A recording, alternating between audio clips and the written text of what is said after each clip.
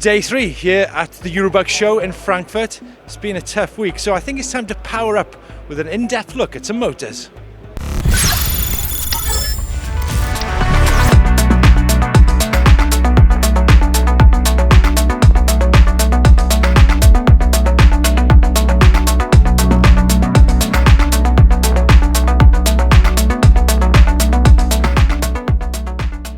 Well, I don't actually know what's ahead of us today, but we've just come through the doors and we're greeted by Yamaha. Of course, Yamaha is a motor which is found on the giant range of bikes, the Trance and the Rain 170mm travel, which I rode at Finale last year.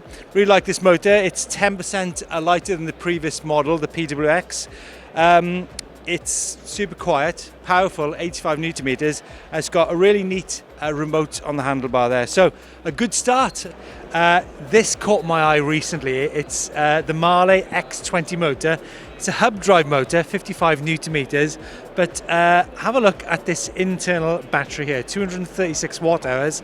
They do a 350 watt hour battery as well, possibly one of the smallest I've seen anywhere. Spanish brand, really looking forward to catching up and doing more with these guys for sure.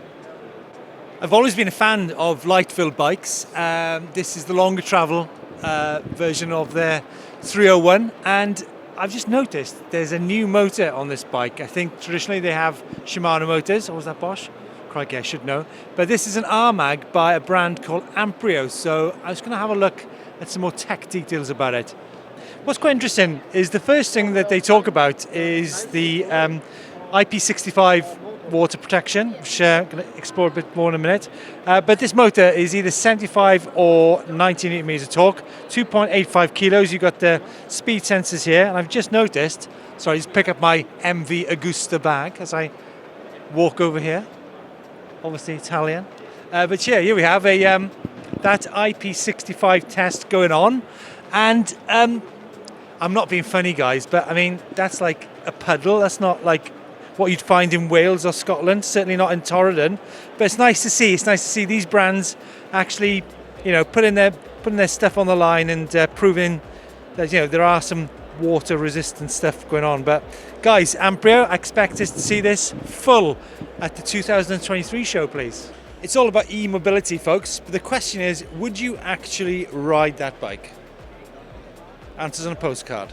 This, however, is not motors, but it's pointless having a good motor if you cannot get all that power down into the ground. And the big news from Pirelli is they've got a brand new range of tyres, some e-mountain bike specific tyres with a patented sidewall now, which is based around their motocross tyres. Obviously, Pirelli are massively into racing.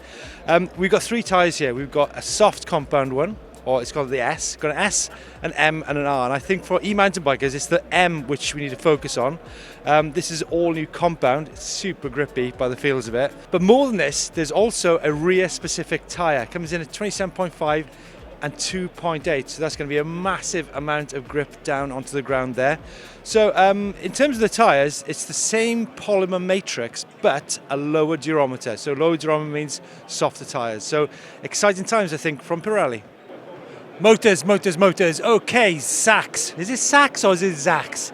Whatever. It's 112 Nm, and we've got 2 examples of bikes using the motor. First of all is the Stork E Adrenaline, particularly nice looking bike, full carbon fibre, 140mm travel. And over here, one of my favourite bikes, and actually one of the bikes I really would love to ride, from Italy, from Bassano di Grappa, I think it is. This is the Cyber Industries, and one of the longest travel e-mountain bikes in the world. And I was super excited last year when I saw this for the first time. I need to go and check, I need to go and find out where these guys are. I was actually going to talk about the interesting mix here of moss, astroturf, sand, and some Cotswold stone. We saw Vallejo last year at Eurobike, but I don't think we saw actually inside the motor. Now, what they've done is actually adapted the technology from Hgear when it comes down to the gearing. Didn't mention actually this is a combined motor and gearbox unit, weighs in at 4.8 kilos, 120 Nm of torque. This is certainly on my list of bikes to ride. You can see behind me here is a bike sporting the system. So from France, from Lyon, Vallejo. Okay, lightest e-mountain bike at Eurobike, 14.8 kilos, 120mm travel, 29-inch wheels. It's got the Maxon bike drive air motor in there and a 250 watt-hour battery. I mean, look at that. That's pretty dinky, but they're now upgrading that to a 350, and I do believe they've got a 500 on the way. Got very neat top tube controller here. Seeing a lot more of these stealth looking controllers on the market for sure. But yeah, 14.8 kilos. We're going to go and search for any lighter. Now, Antonino Malagotti started a bike shop in the 1930s near Bologna, and he actually started by putting motors onto bicycles. And here we are, many years later, almost 100 years later. Malagotti is now owned by an Austrian company, Hgear, I do believe. We did see Malagotti at Riva del Garda Festival a few months ago. Didn't see this bike though, 180mm travel front and rear, Bosch system. It's the older Bosch system on here. Well, it's still the Bosch Smart system, but it's not got the new display and control which you see on some other bikes. But lovely colours, and yeah, that's any thoughts, guys. Now, I can guarantee you at every Eurobike I will find a new motor company. Now, this is Truck Run from China. We've got motors with 110 Newton meters, 180, a monster 180 Newton meter motor, 70 and 90. They've also got a range of hub drives here. So yeah, we're literally 50 meters in the door. We've got a new e-bike motor company.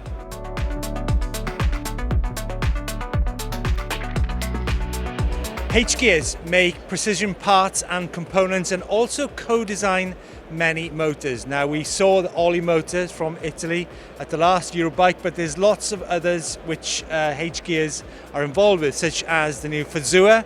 We've got the Revonte here, and also the FEV motor, which is a combined motor and gearbox, which we saw, as I mentioned, at the last show. And all the parts actually within these motors are made, they guarantee me, they are made in Europe. It's a company which is based in Germany, Italy, and also in China. But yeah, quick insight here into what goes on behind the scenes in some of these e-bike motor companies.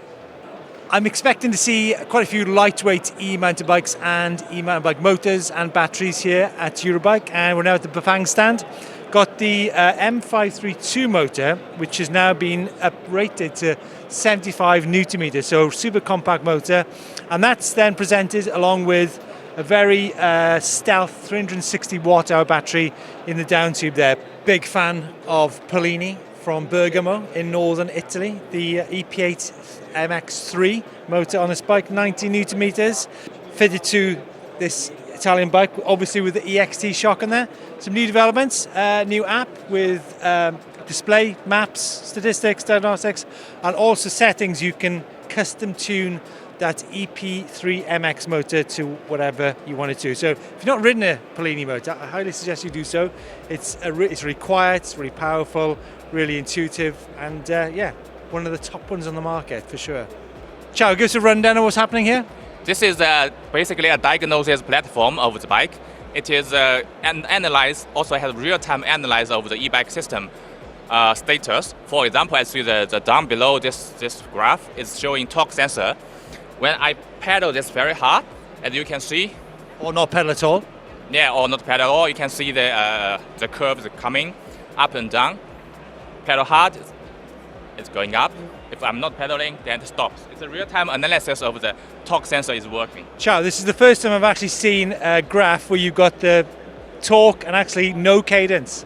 First time ever. Right, there's no cadence because it's blocked. That's why there's no cadence. If I make some cadence, as you can see, the cadence start to have a curve. And the torque start to be not that much because it was not blocked as just now. Well, after many, many years of the Eurobike show in Friedrichshafen, the move to Frankfurt has been a great success. I think if there's one thing that differentiates the old location to the new one, I think it's the sheer amount of demos going on outside. So there's dozens and dozens of people riding around here, trying out new e-mountain bikes, new e-bike motors, batteries, and it's just buzzing. In terms of motors, I think from the messages we're getting here at Frankfurt, we will see a lot more mid-assist motors coming onto the market probably in the next 6 months, so definitely look out for those.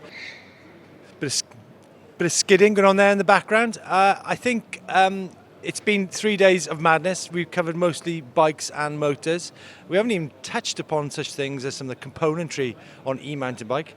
A highlight for me was actually the new tyres from Pirelli, softer compound, wider tread pattern, more aggressive tread pattern. So expect to see more of those when they come onto the market in the next few months. So folks, thanks so much for joining us from Frankfurt. Let us know what your highlights were and maybe your lowlights as well. So time now to get my flight home and put my feet up. So don't forget to subscribe to EMBN for more e-mountain bike content. And see you on the mountain.